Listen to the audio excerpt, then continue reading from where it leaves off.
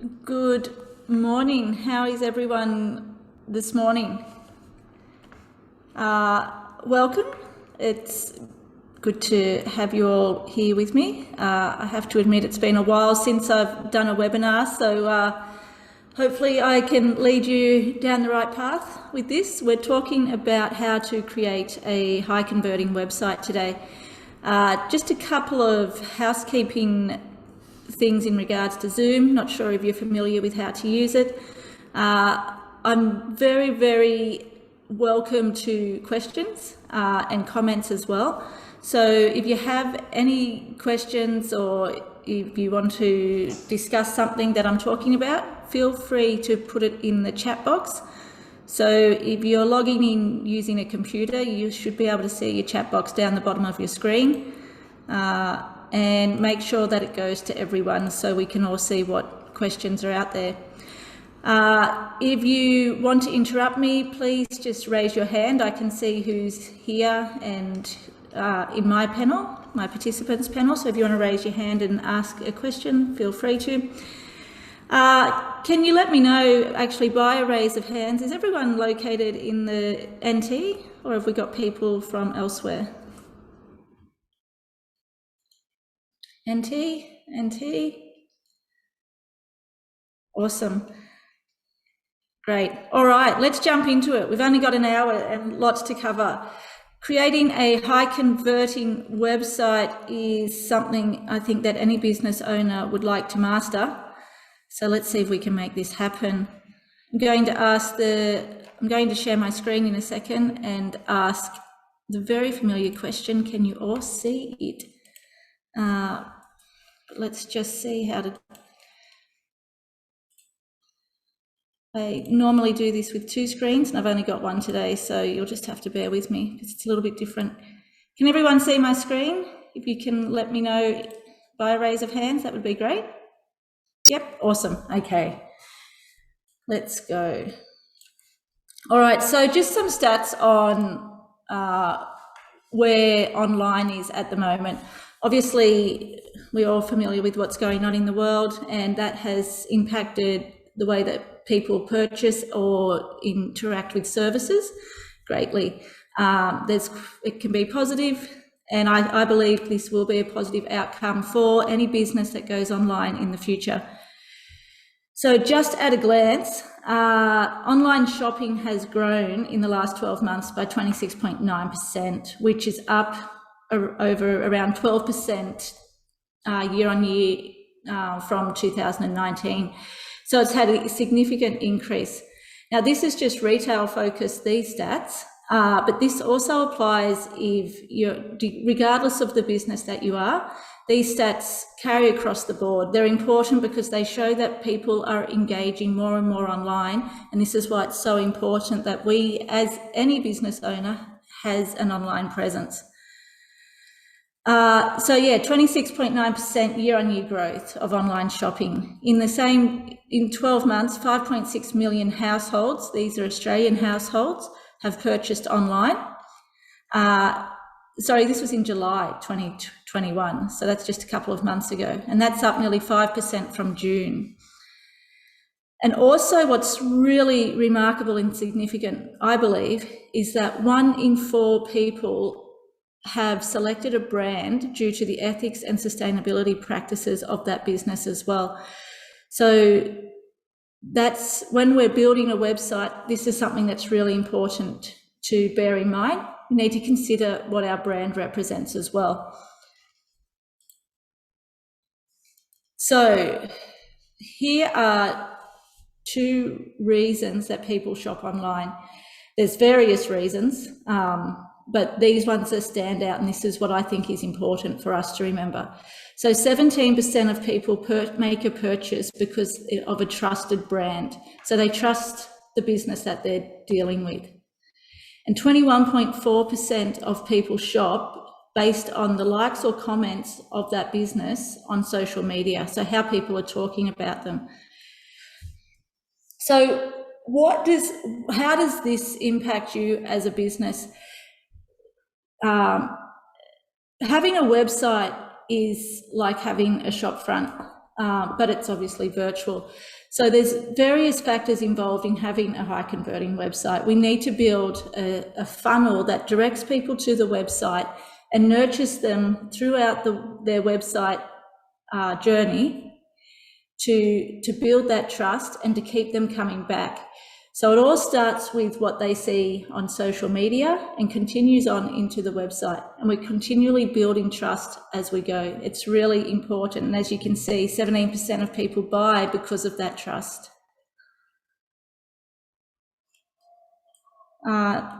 Julie, you have your hand raised. Did you have a question that you wanted to ask? If so, feel free to put it in the chat. Oh, we've got, okay, sorry, I've missed a couple of chats. We've got a couple of people from Queensland. Well, welcome as well. Okay. Look at this, I'm not even presenting. As I said, it's been a while since I've done this. We'll get there.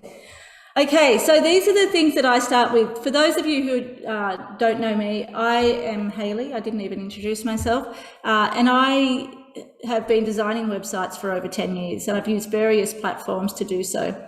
I've also been building digital marketing strategies in that same time. So I can never build a website on its own. I always need to look at the business and what it wants to achieve holistically. And I want you to remember this with your website, whether you're building one from scratch, whether you're doing it yourself, or whether you've engaged somebody to do it for you, or you're just tweaking yours. So when I build a website or a strategy, the first places I start with is understanding my brand or the brand that I'm working with and understanding the customer. So let's talk about knowing your customer and why that's important. A couple of misconceptions out there is that this is what I hear all the time with people who have businesses. They feel like they need to market to everybody, and they feel like their product or their service is for everybody as well. So when we do that, so they feel like if they just market to a particular group, they're going to exclude everybody else. Hands up if anyone feels that way in their business.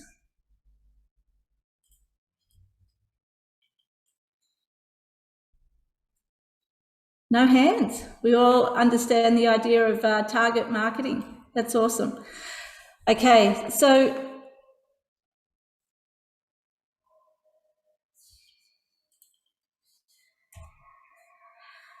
here are some facts about when we drill down into our market and have an understanding of who we're talking to. So people are more receptive to their brand if it adds value to their life. And when you have a clear idea of who you're talking to, whether you're educating them, engaging them, inspiring them, or just trying to sell something to, it's a lot easier to create your messaging towards this particular person. When you're talking to a particular person or a particular group of people, they're more likely to buy from you and advocate for you. And when you understand who they are, it becomes a lot easier for you to communicate as well. You're not trying to write content or create content that attracts every single person. You're just trying to create content that attracts this one singular type of person.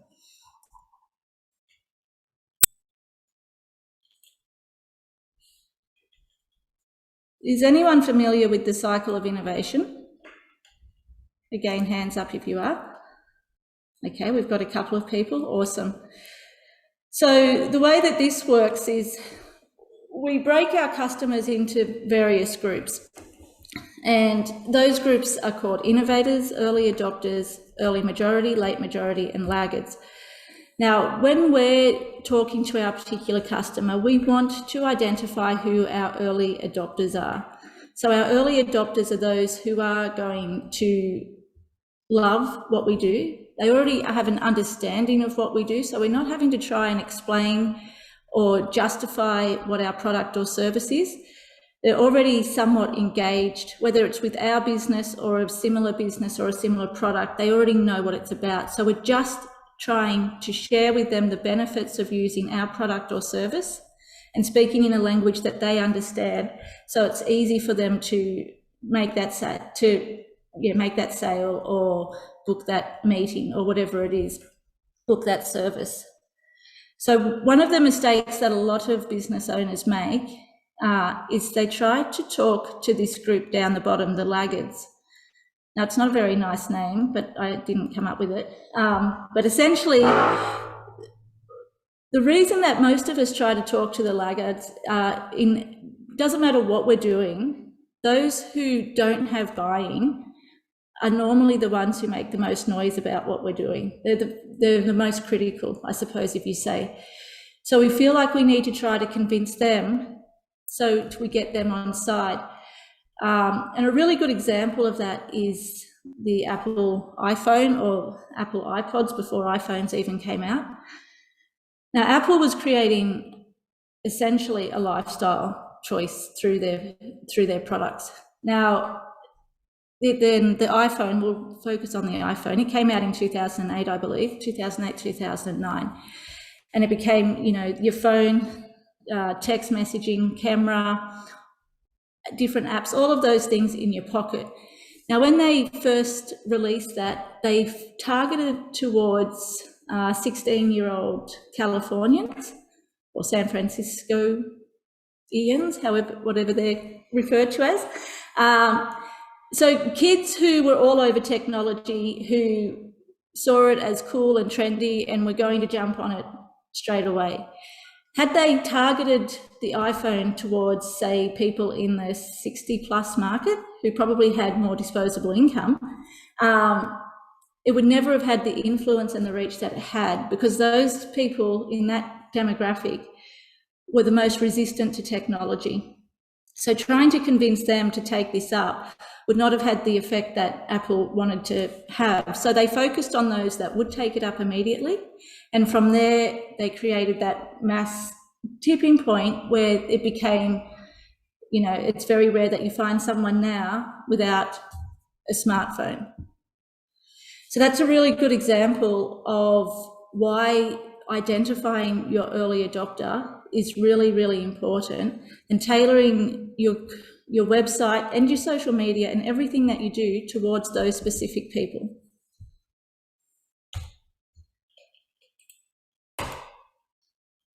Okay, I'm moving through this fairly quickly, so again, pull me up if you have any questions. And a lot of these subjects, we're going to go into further detail. We'll drill down further into identifying your target market, really getting a good understanding of who they are. I've got worksheets and the like that you can do on those if you wanted to create a customer avatar for yourself. But we will also have workshops coming up where we look in more detail at these. So if there's anything that you do want to go into further detail about, either ask a question or check out our upcoming workshops. So once we've identified who our customer is, the next thing that I want to look at is understanding the brand. And I feel like this is something that's greatly overlooked, or it's kind of put into the too hard basket a lot as well. People start their business, they create a logo, and they believe that's the end of having to worry about their brand. But the brand is it's the personality of your business, it's the identity, and it determines how people feel about your business, it determines how they engage with your business, all of those things. So when building a website, I really want to get that feel for what the brand is about, all the elements work together to cultivate the overall look and the feel and the tone to connect with your customers. So your brand represents the purpose of your business, its objectives, values, the mission and vision. You've probably all done this in some regard, like in a business plan. It could be shoved in the bottom drawer of your desk or something like that, where most business plans end up. But if you have got one, or if you're thinking of doing one, I urge you to get it out and put it front and center to really think about what your brand represents. What is the purpose of your business? Again, it's very easy to use examples like Apple and things like that. These guys have a huge team of people working on this all the time, but you can see how they've really, really honed in on what their brand represents, that simplicity in design, which marries with the whole concept of simplifying your life, essentially. So it's also the way a business is perceived by those who experience it. Also that recognizable feeling that the business evokes. Again, another really good example, again, is Apple, but also if you think of something like Nike, it's really bright visuals, really bold lettering, really bold statements as well. And it's really tailored towards people who are, you know, in that active lifestyle category, who are always looking for improvement, I suppose. So all the messaging, the way the visual elements all work together, give that feeling immediately and make anyone who's interested in that want to purchase or be a part of the Nike community. And the other thing about getting your brand right is that the internet, while it has created a plethora of competition, I suppose, out there, it's also the great equalizer, because if you get these elements right to really connect with your audience, you have as much potential as any big business. Just check that we've got no questions that I haven't looked over. Okay, so while you're thinking about what you're going to put in your website, I want you to think about these things, what your brand represents.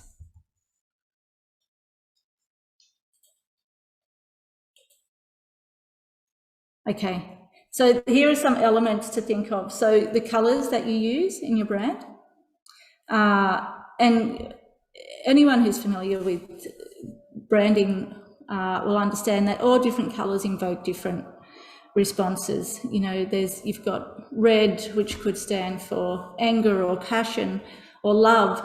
So they have different meanings. So if you want, you can very easily look up what different colors mean and how that's going to fit with your brand, how that's going to connect with your customers.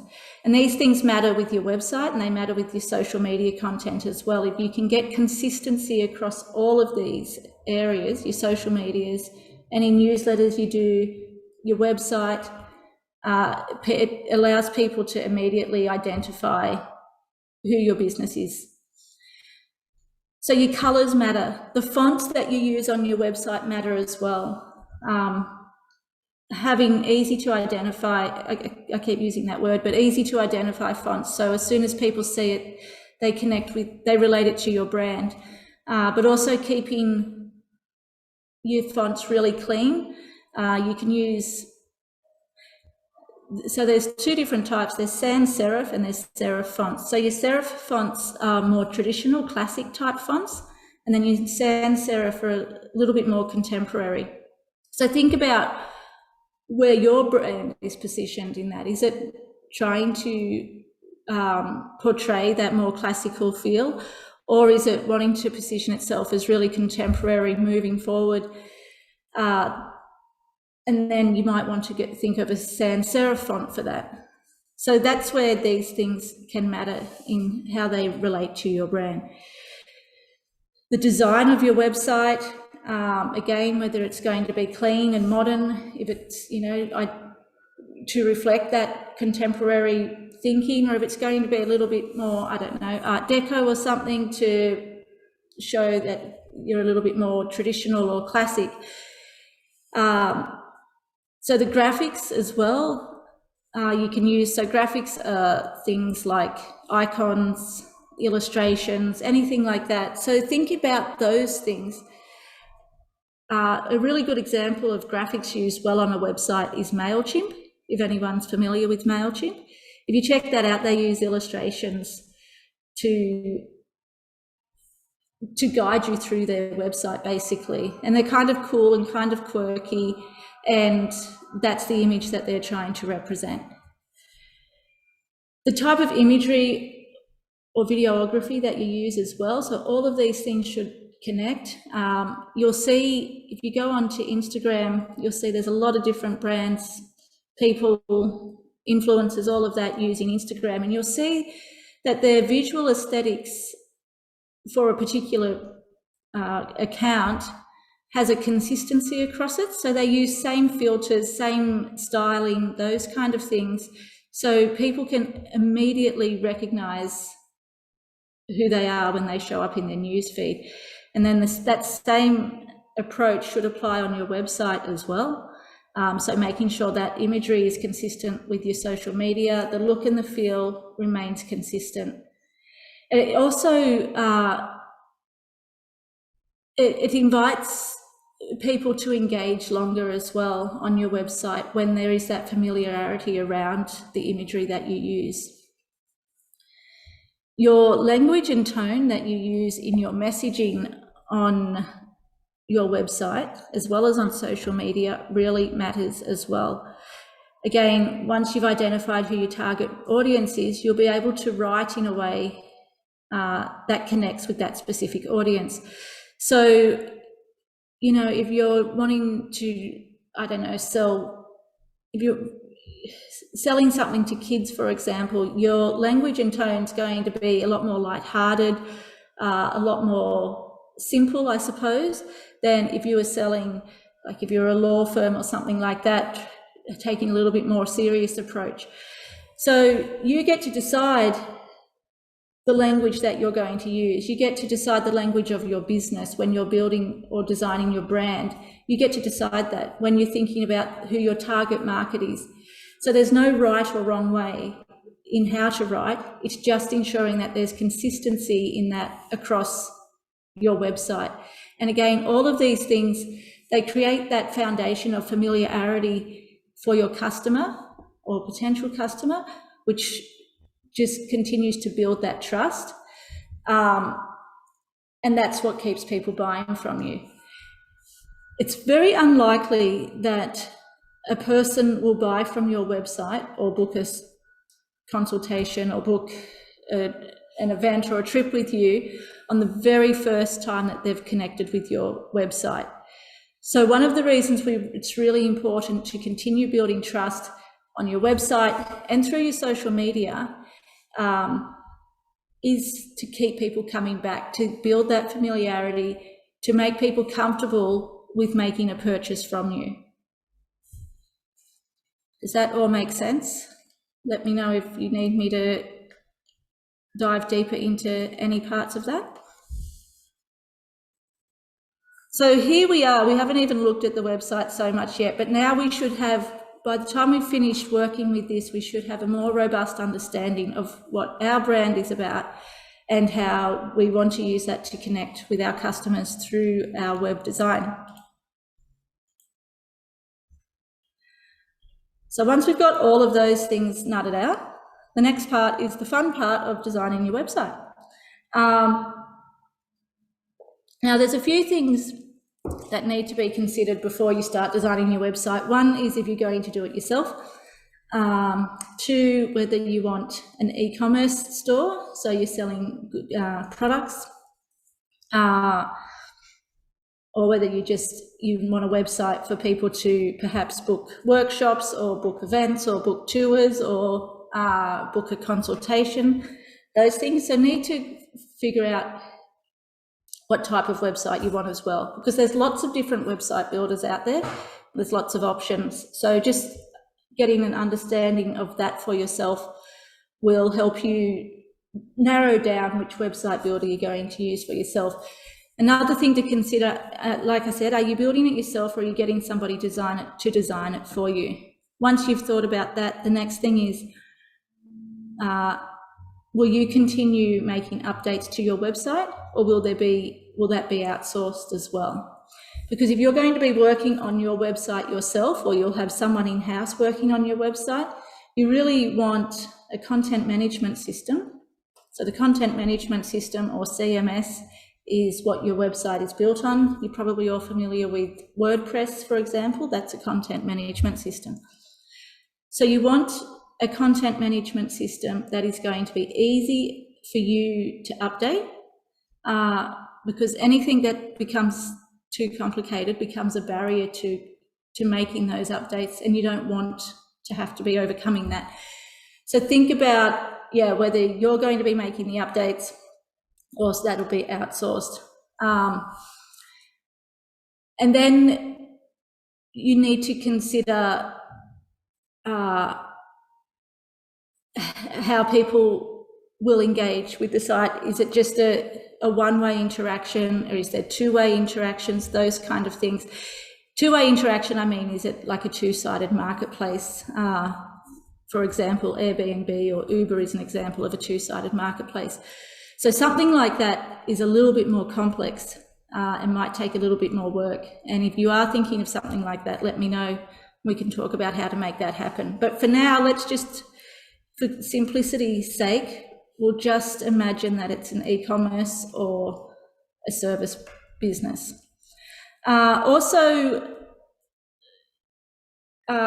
If you haven't got a domain name, you'll need a domain name. These are just some things that you need before you get started.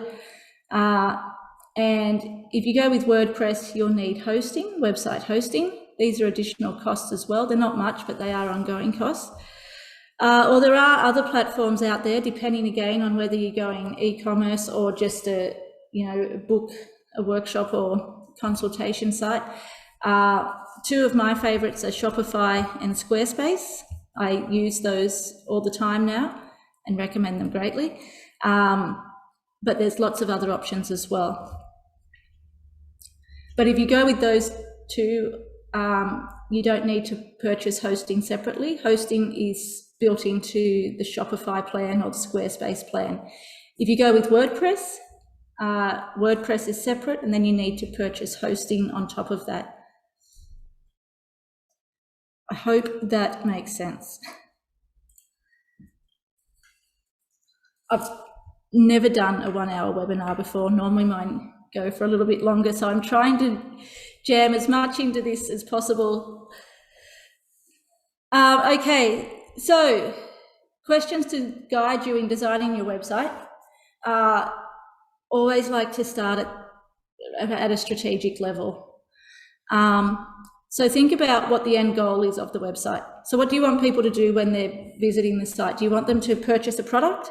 Do you want them to sign up to an event? Do you want them to book a consultation? Do you want them to send an inquiry? What is it that you want people to do? Do you want them to join a mailing list? Do you want them to download a product? This is really, really important. So if I was designing this site, I would start with that goal at the top of my page, and everything would be tailored towards that. So from there, we think about the user journey. How do we want people to navigate through the site to get what they want or what we want them to get? So if it's a product business, if you're selling products, the goal of the business is to sell the product. The goal of the website, sorry, is to sell that product. So what's the easiest way we're going to get a person onto our website to purchase that product? So we need to think about that as well. And again, I have a worksheet. That's a very big question, what's the user journey? But I do have a worksheet that will help guide you through how you determine that as well. So if you want that, let me know and I can shoot that through. And then we need to think about what our call to actions are. Call to actions, or CTAs in website speak, is the prompts that we give our customers to send them through the user journey, essentially. So we guide them from landing on the website to making that final goal, that end goal, whatever that is.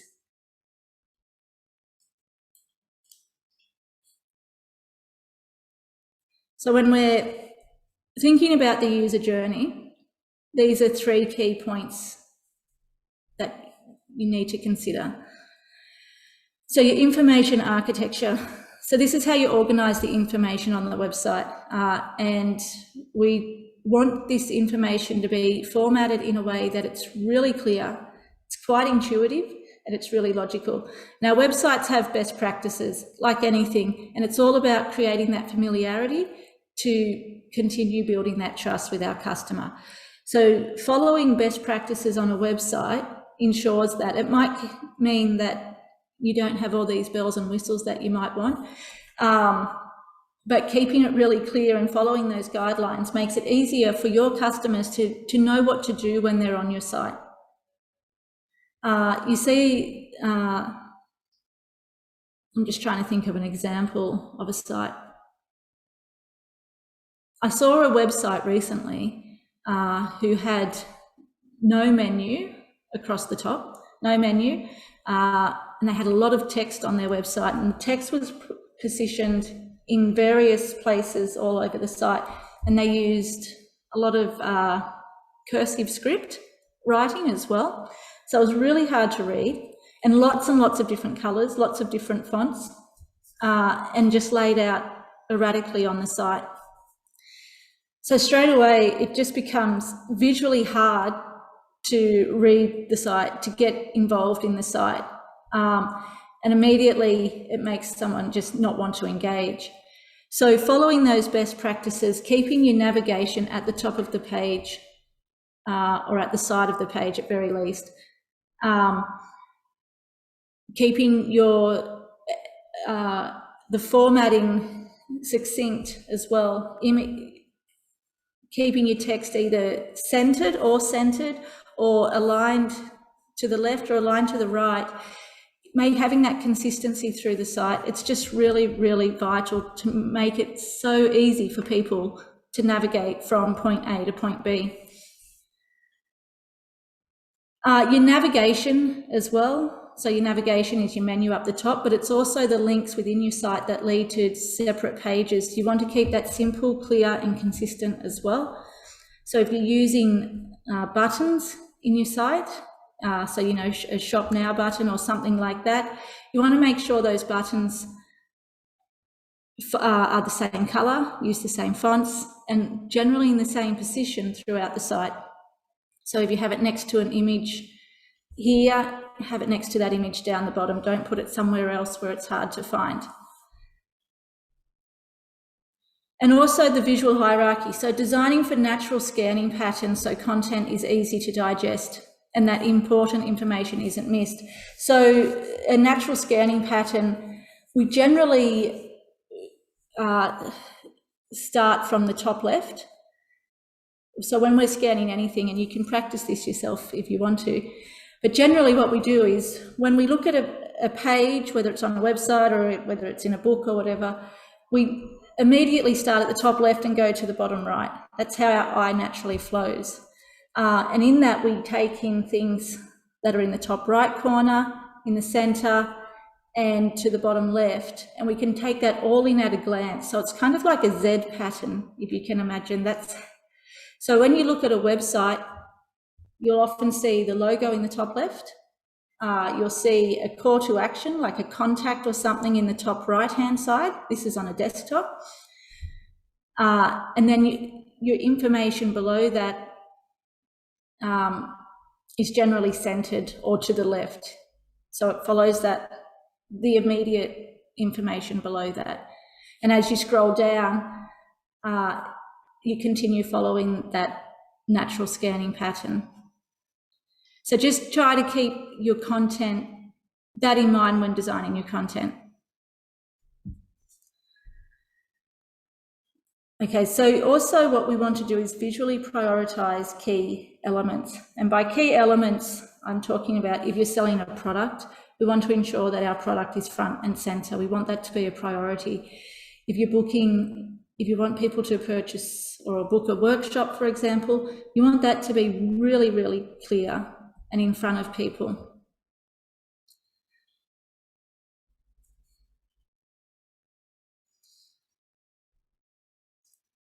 So what we want to do, we often have, we know what our business does, and we can write a lot of content about what our business does. But what we want to do is we want to connect with our customers. We want to tell people why our product or service is the best option for them.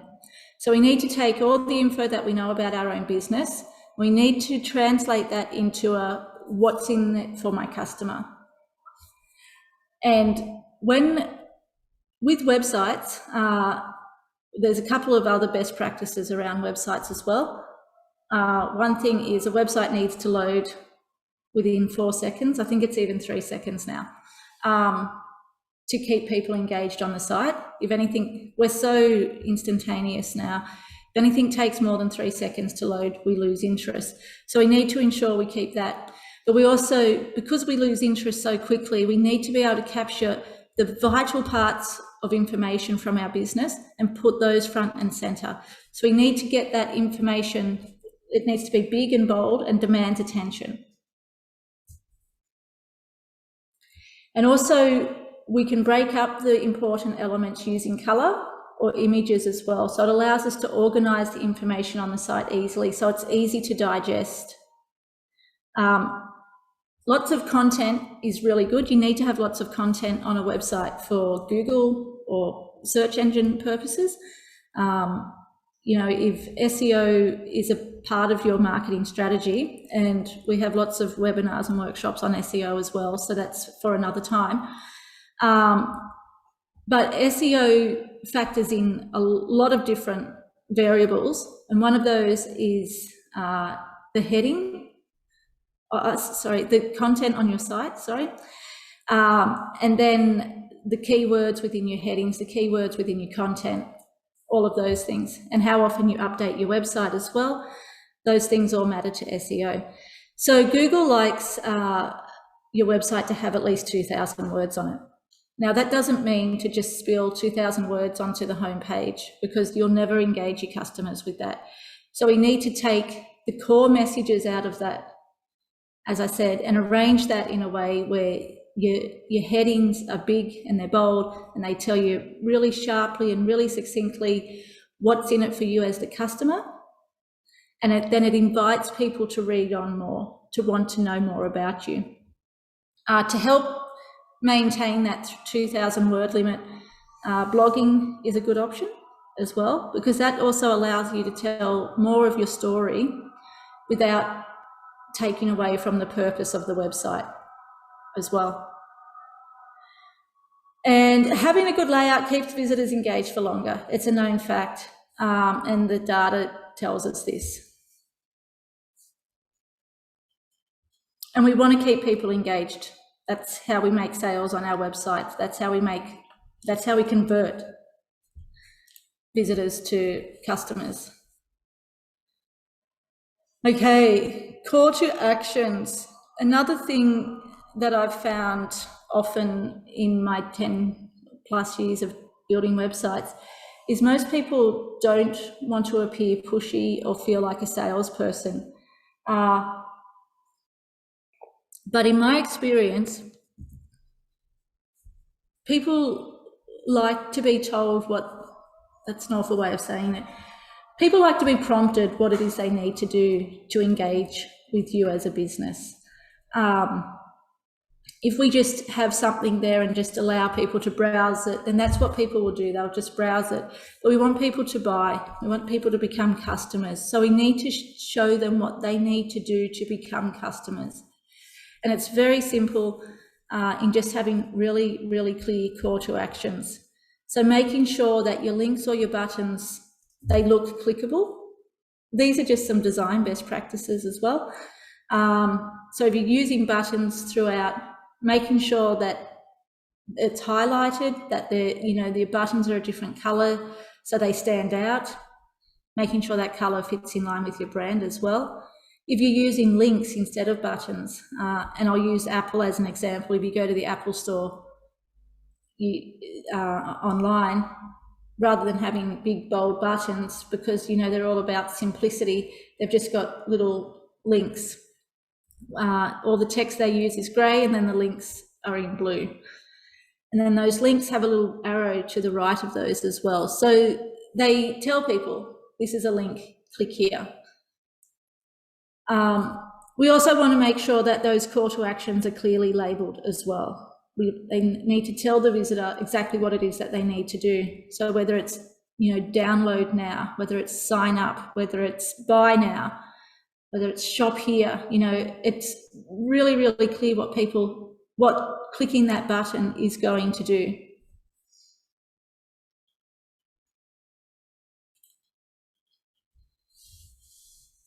Alrighty, so now the content of a website.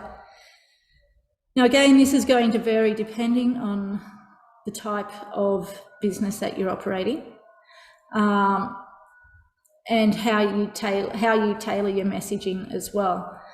Now, if you imagine that, as I said before, most times people aren't going to purchase from you the first time they visit the store, but also, or your website, but also your website is not typically the first landing point for anyone who's engaging with your business. Normally, the first landing point, they're either going to come to you through a Google search for your particular product or service, or they're going to come through social media or being referred to you as well. So they normally have some idea of the product or service that you sell. They just don't know why they should buy that from you. So that's the aim of the website, is to give them the reason to want to buy that product or service from you, as opposed to anybody else selling exactly the same product or service. So you want content that invites people in, it invites them to want to stay, and it invites them to want to come back as well. And the way that you do that is getting really clear on your brand and on your why. If anyone's familiar with Simon Sinek, S-I-N-E-K, he has a really great TED talk you can find. It talks about people don't buy what you do, they buy why you do it. And I really adhere to that same methodology. I believe that's how we get to stand out in this online marketplace. How we separate ourselves from the crowd is we find out why we do what we do, and we allow people to connect with that. And then we write content that is all about that. Does anyone have any questions on your why? If you do, throw that in the chat box. I'd love to do a webinar around that specifically, because I think it's really important. So yeah, invite people in through understanding what your why is. Keep your content, like I said, the visual layout, but also the words that you use, the way that you write it. So big chunky paragraphs is not generally a great idea. You just want to get those keywords in front of people, keeping your message really sharp, really simple, really easy to take in and to know what to do from reading that as well. On your homepage, I believe it's really important that you highlight the features and benefits. Again, this is all ties into knowing what your why is as well. You know, I do continue to use the Apple example, but it's just a really easy example to use. You know, Apple is not the only brand of computer out there. It's not the only brand of smartphone. But so we could go and buy a computer from, well, I've got a ThinkPad right now, so I think that's a Lenovo.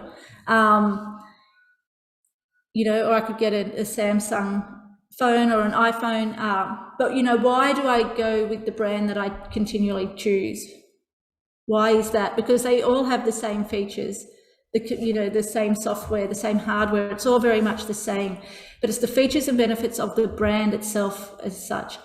It's highlighting that point of difference, which again just keeps people connected with the brand, with that specific product. You know, another example is Garmin watches.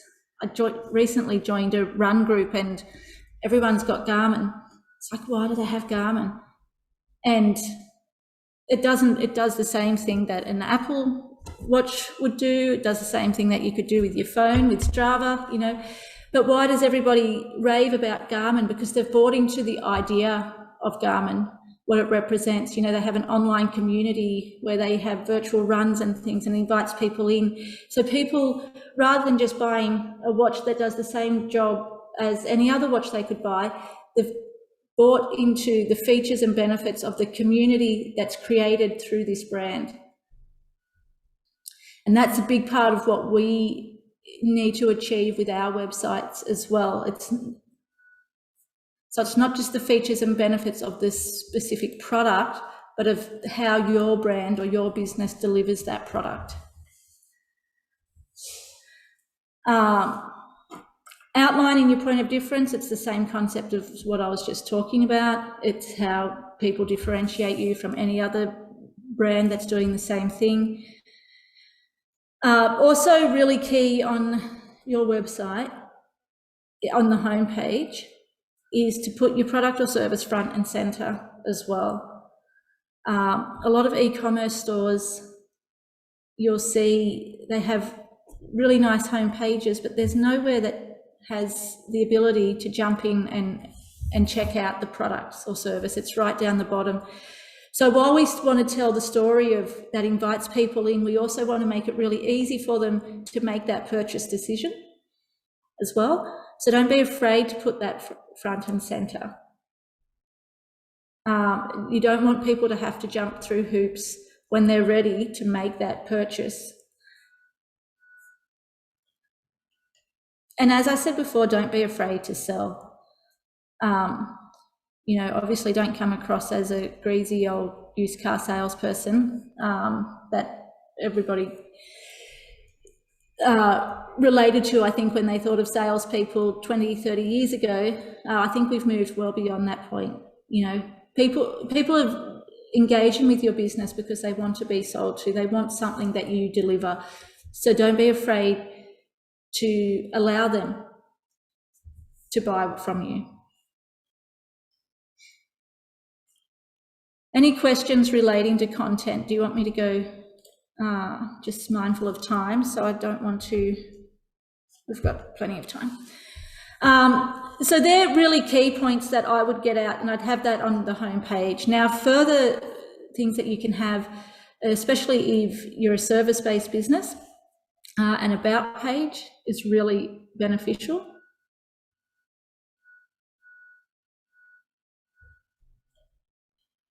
Just reading some messages here.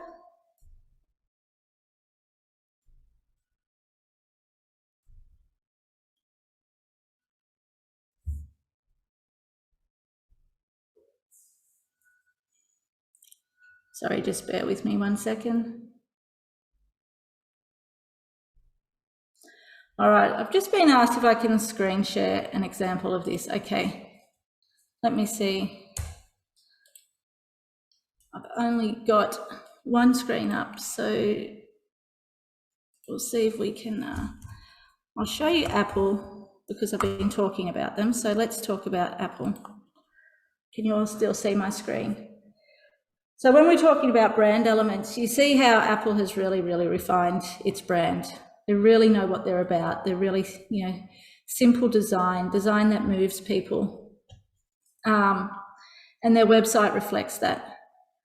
So here, you know, it's all about selling their product, which is, at the moment, they're focused on the iPhone 13. Here we go. I didn't even know that had come out, and it has. That's a bit exciting. So they're really highlighting the features and benefits of this. And you can see how they're doing that in just simple language. Words like this, your new superpower, oh so pro, you know, it's so simple, it's so succinct, but it resonates with anyone. They're not trying to sell, they're not trying to convert someone from an Android to an iPhone. They know who their customers are. And the people who are going to purchase an iPhone 13 are people who have kept up to date. Like the early adopters, they've got the iPhone 12, whatever the latest model is of that, and they're ready, they're waiting for the next one. So they just use really simple language that just connects with that customer immediately and just makes them want to buy into that product. They want to be on the new iPhone train. So everything's about that. See how they use color to break up the elements as well? It's really bold colors. Again, really reflects their brand. A lot of white space as well, which makes it easy to navigate.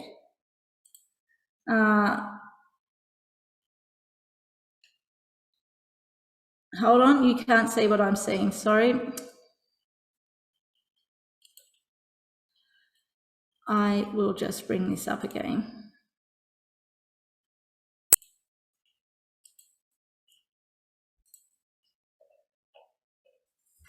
Okay, can you all see my screen now? This is the Apple website. Okay, great. Awesome. Like I said, very simple design, very simple language. It's very intuitive to navigate through. I know what I have to do. If I want to find out more about the iPhone 13, if I need more information, I can easily navigate through to that. But if I want to pre-order, I can easily do that as well. I don't have to think too hard using this website, and that's what we want to do. So we've invited people, because of the easy navigation of it as well, and because it's of the simple design, and also because very clearly I'm an iPhone user or an Apple user, if you haven't worked out already, my constant reference to Apple. It's talking to someone like me. I'm engaged in the site. I want to spend more time on the site already because I'm engaged with the brand. But the simplicity of the design, everything about this talks to someone like me who resonates with everything that this brand stands for.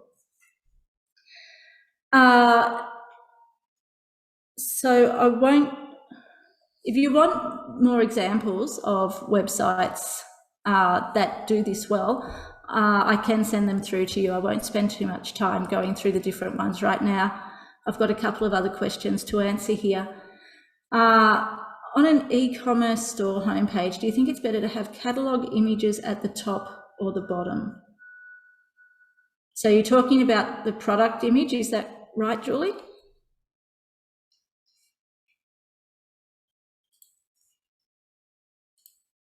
Just going to bring up my other screen.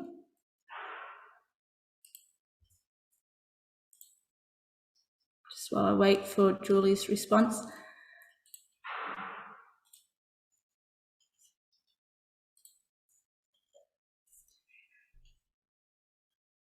Okay, so with, I probably have answered that question in what I've just shown you with the Apple screen actually. So yeah, putting a product front and center like that.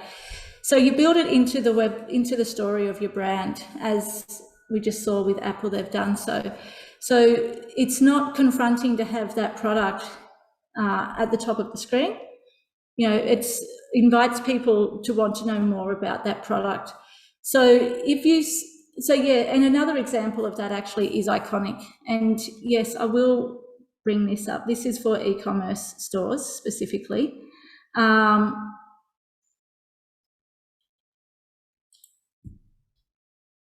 Sorry.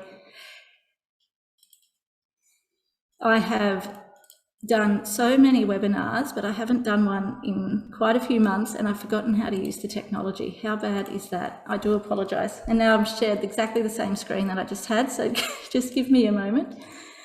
I want to show you the Iconic website. I hope you can all see that. Again, these are bigger brands. Obviously, they've got a lot of time and resources invested into their websites, but we can take really great guidance from what they do and apply it to our own. So these guys here, you can see they use a very specific type of imagery, very specific colours, that kind of thing. They change this to reflect the different seasons and that kind of thing, but it all is about connecting with their customer as well. And as soon as we jump onto this site, it takes us to where we need to be, depending on whether, so the Iconic obviously tailored towards very different customer avatars. You know, they have multiple customers. So they've identified the groups of those customers and made it easy to navigate into those areas. So for a woman, you know, anyone who's interested in women clothing, you can see very, very easily go straight into there. If you're a man or you want men's clothing, you go straight there, and then kids over there on the right as well. So straight away, we know where we have to go, and we can dive straight into there. If we want more information, so the top of that website, really, it's tailored towards those who are already engaged with the business somehow. They're already engaged with the brand. And this is something that we would talk about more in understanding the sales funnel. And again, we've got lots of workshops around building a sales funnel as well. It might be worth checking that out. But it's connecting with those people already engaged, ready to buy. If we're not quite sure, if we're in that stage of engagement with the business where we're not quite sure, we can scroll down a little bit further, and it tells us a little bit more about the business through the visual elements that are used, through these statements like feels like home, things like that. It resonates at a certain level. And then it also includes some incentives as well. So all these things are around engaging us that little bit further into the business. So I hope that answers the question, should you put it at the top of the page or the bottom of the page? I would put it at the top of the page, and I would make sure that all my brand elements, as we spoke about earlier, are all about inviting me into want to know more, into the website further, to want to know more. If it was just a picture, and I can't think of any poor examples of this right now. If the product is startling to the visitor, they're probably not going to purchase it. But if we get the things right, like knowing who our customer is, getting our brand sorted in a way that we have a really good understanding of our brand identity, and then focus on building the website around those, also around those points that we mentioned earlier as well, knowing what your end goal is, knowing what the user journey is, all of those things allows us to be able to build a website that people can connect with, people want to buy from, and people want to keep coming back to as well. Now I can see we're at the end of our time. So does anyone have any questions before I finish off? It is very high level, obviously. There's a lot to cover in building a website. I hope this has given some insights on where to start, at least. We do have workshops coming up. So here, let me share my screen again, so I can show you what you need to do if you want to engage in further workshops. Sorry, I did have some final points. Here we go. Just some things to remember, again, some best practice. Make sure your website's mobile responsive, mobile first. If you're building it yourself, if you use a platform like Squarespace and Shopify, they automatically do it for you. WordPress typically does. You might need to make a few tweaks to make sure it's mobile responsive, but it generally is pretty good. Other website builders like Wix can be a little bit clunky in that mobile space. Often if you design the site, it doesn't always translate to mobile, so you have to go and do some additional tweaks to make that happen. But make sure you do spend time on that, because Google, for how it ranks your website, focuses on that. Put your keywords in headings. So your headings are all at the generally the larger fonts up the top of the page, and you've got, I don't want to go into too much technical detail, but just make sure keywords that people are going to search are in your headings, because as Google scans your site looking for keywords that marry with what people's typing into the Google search, that's the first thing they scan, are those headings. So you'll often see some websites just have, about us, for example. About us is not a keyword that will rank you, like about us as a heading. It won't rank you at all on anything. So make sure you put a little bit about your business or your location or something like that that's relevant to your business in your headings.